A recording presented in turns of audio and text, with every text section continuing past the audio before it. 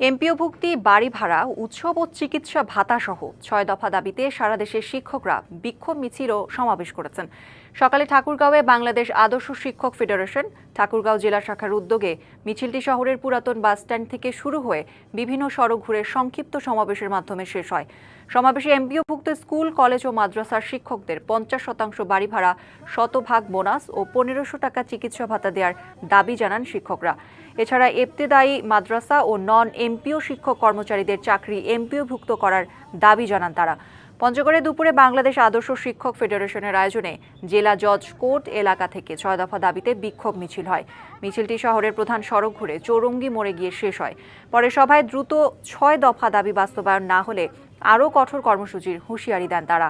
একই দাবিতে দেশের বিভিন্ন জেলায় একযোগে এই কর্মসূচি পালন করা হয়েছে।